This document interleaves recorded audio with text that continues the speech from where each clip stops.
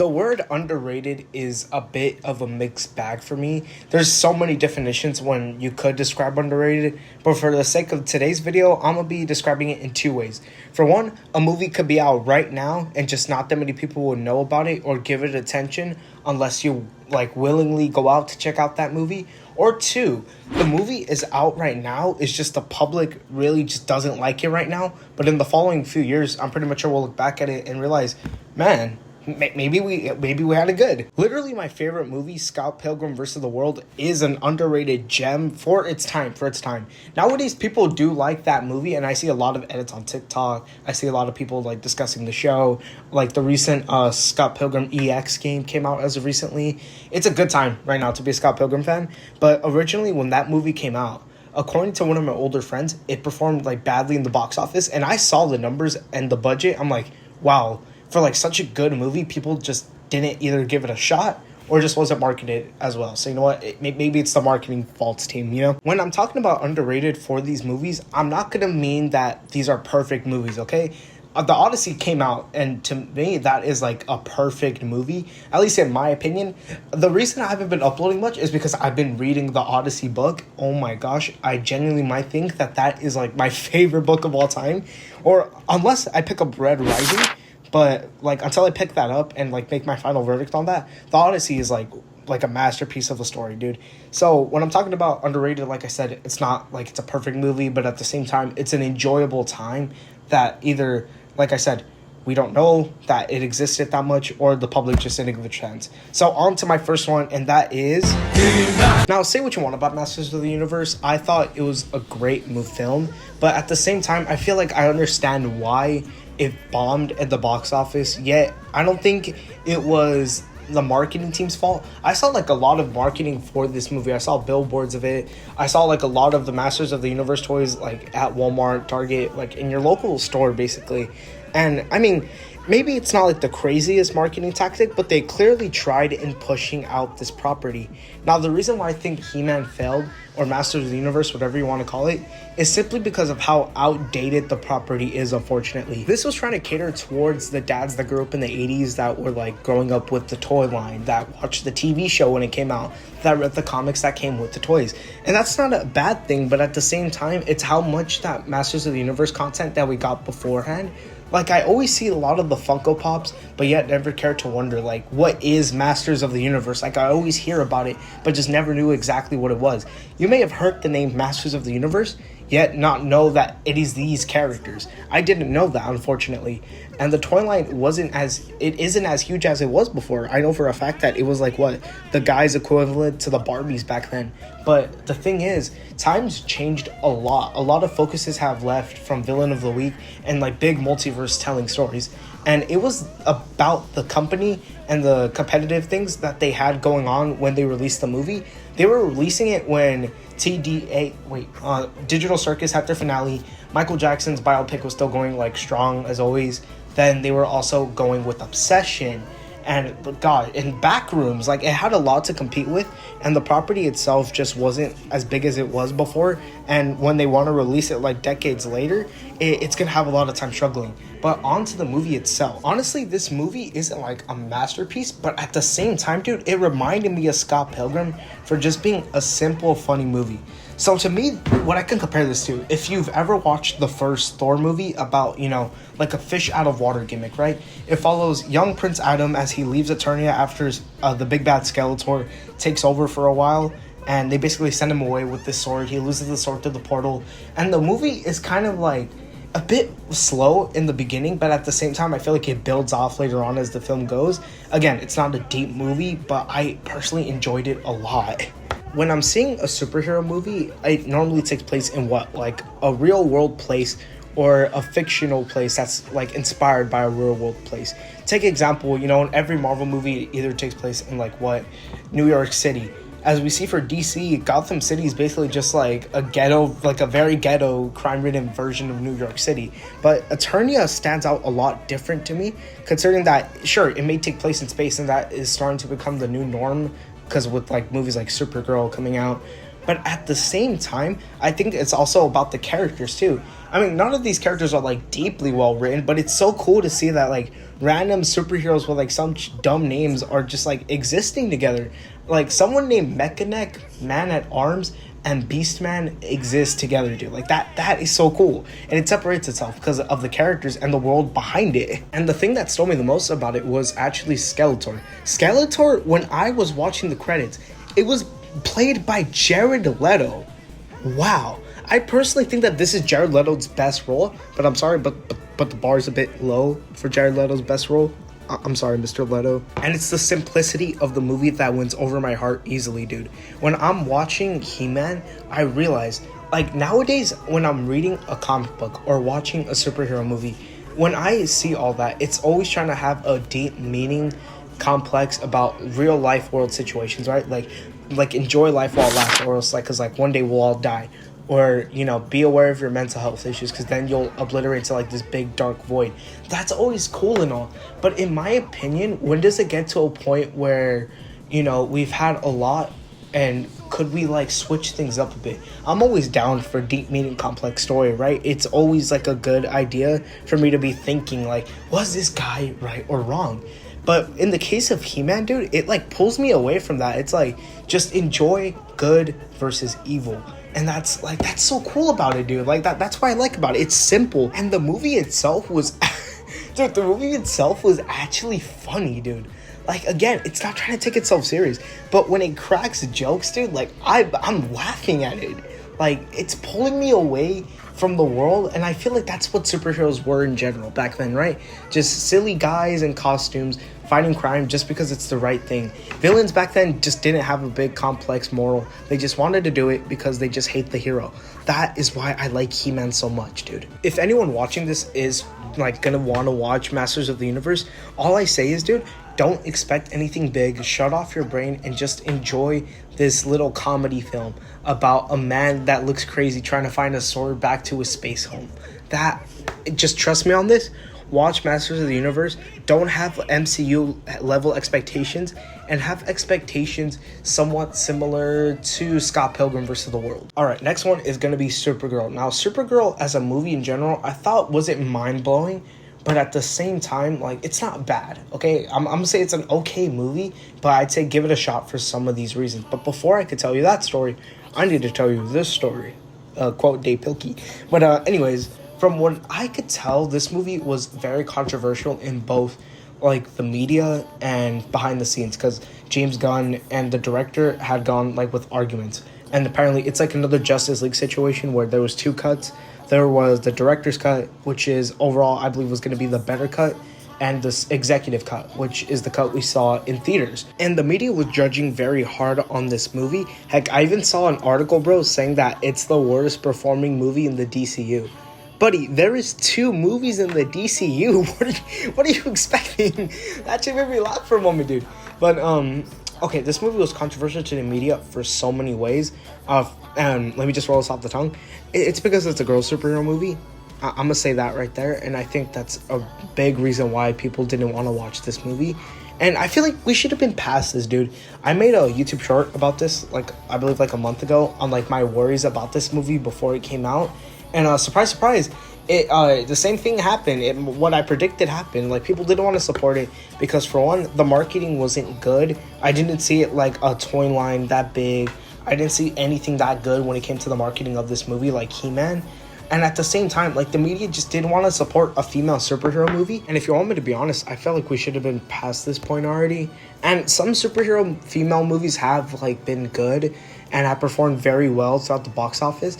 It's just that I feel like as of recently, especially, that people don't like the DCU. That also adds another reason why people don't want to support this movie. People just naturally like to hate, right? But at the same time, they often compare this to the MCU, which I'm going to say this right here. Hot take, guys, but I don't think Phase 1 of the MCU was, like, as amazing as people say it was. Okay, Iron Man, solid movie. Captain America, okay, it was exceptional. It was exceptional. Hulk, mid. Thor, mid. Iron Man 2, I believe Iron Man 2 was Phase 1. Also mid. Like, the Avengers, okay, the Avengers I'll allow. The Avengers was an amazing movie that changed, like, cinema history. But, like, out of, like, these movies, I feel like only 3 of them were solid, dude.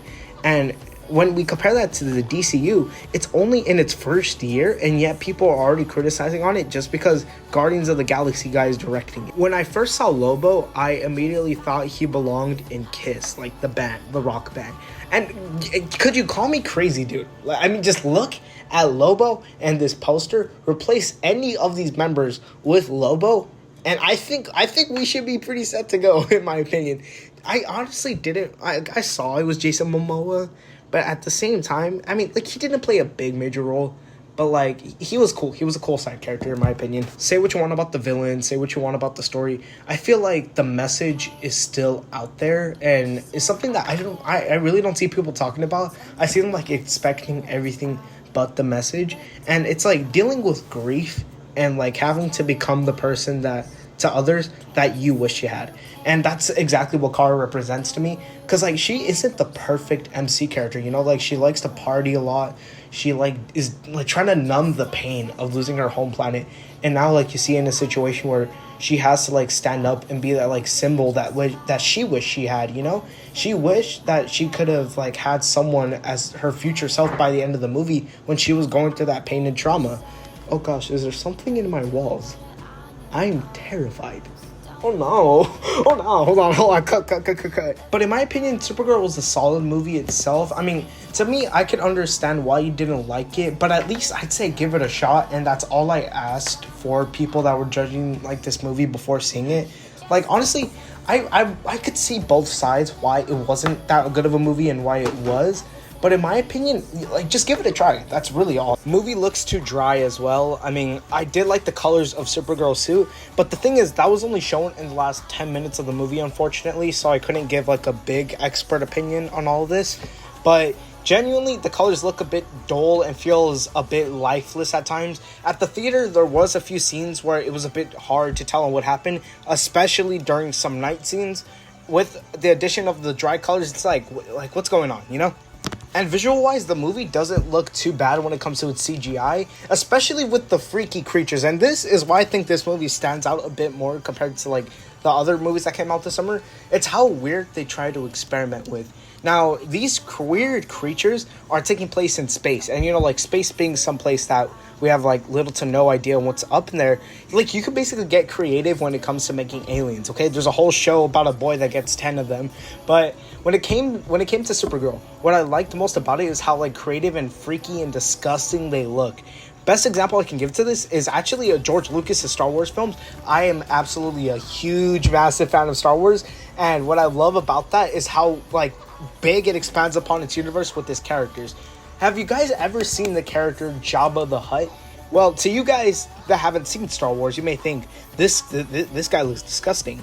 But if you actually watch the films and like see, there's like little androids with like conscious minds following people around. There's bounty hunters with jetpacks. Like, it feels like in the world of space, you can literally get creative as much as you want because, well, there's not much to space. And that's what really stood out to me, and it's like showing another side of the DCU. Superman showed us the street level side with Metropolis, but Supergirl, she showed us what it's like to be in the galactic side of DC, which I really like a lot. Lanterns is coming out. The second trailer got me a bit more convinced to watch it, but until then, this was actually not that bad of an introduction for the galaxy side of the DCU. Here's a little analogy in mind.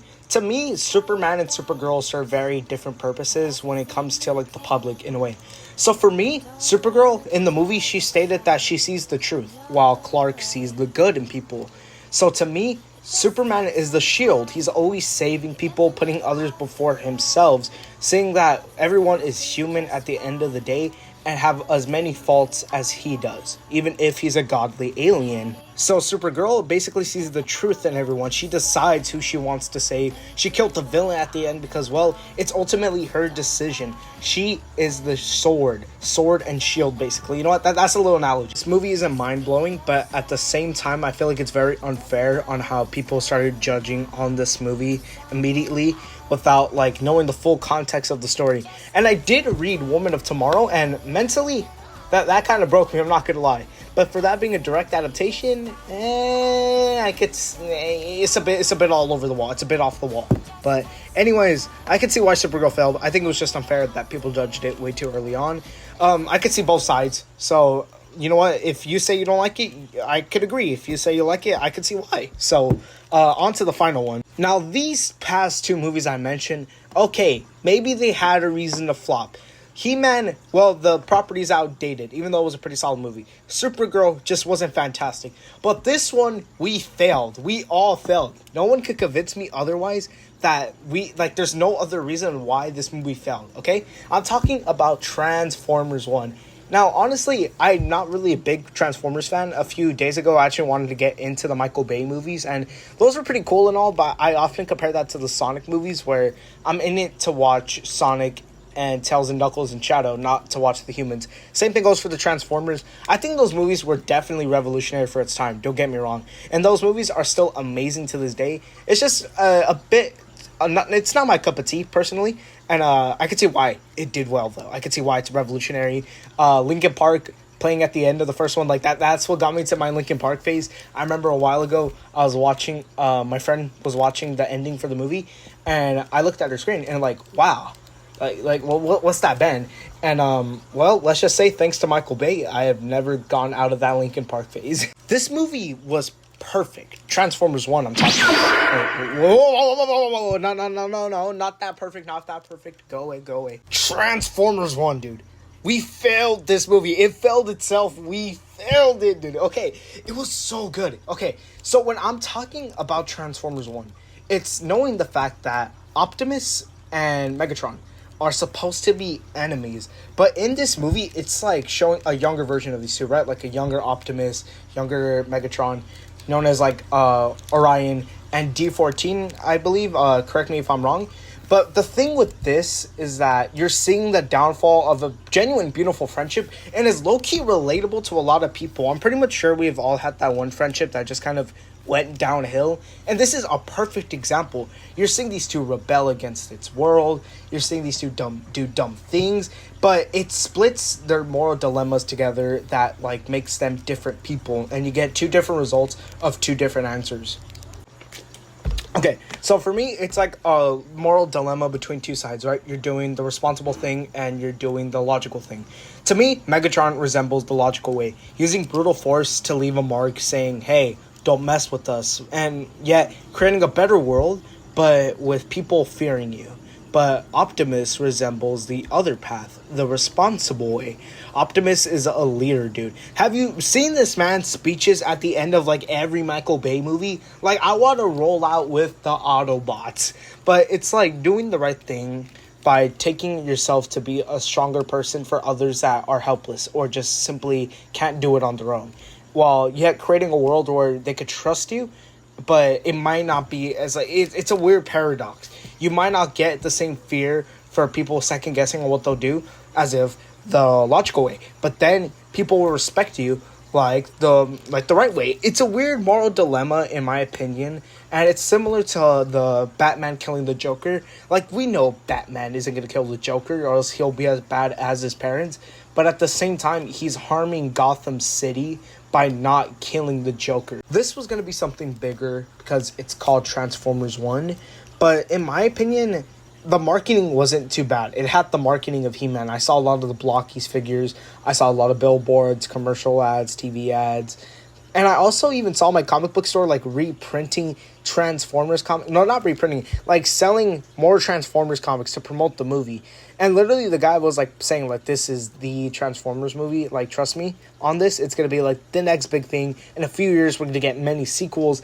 I'm sorry. And honestly, it was still good in general. So yeah, at least you got a good Transformers movie out of the day. Hey, look at that. But yeah, it let itself down, unfortunately. The animation is actually not that bad, in my opinion. Sure, it isn't like Spider-Verse level animation, but for looking like shiny, clean robots, they look like shiny, clean robots. If you want me to be honest, you don't even have to check out Supergirl. You don't have to check out He-Man. I just need you to check out Transformers 1. This is a must-watch comic book movie in general. If I had watched this in 2024, my bad, it would have easily been my favorite movie that year.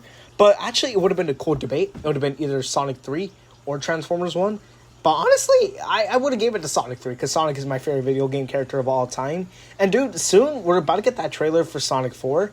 At least I think my goal in Sonic is Silver, even though he's kind of a bum, unfortunately. So yeah, those are a bunch of underrated movies in my opinion. Again, I don't care which one you're gonna check out. You're gonna have to check out Transformers 1, dude. Trust me on this. You are gonna have an amazing time. I think it is probably a top 3 comic book movie film of all time, at least when it comes to the animated side. Okay, I'm not gonna, for live action and in general, that's a whole another debate. So thank you all so much for watching. Next video idea. I know I've been teasing about wanting to do a new DCU Batman, but I kind of wanted to convert the idea because I've been watching a lot of Death Note, and I've been wondering, what if Batman solves the Kira case instead of L?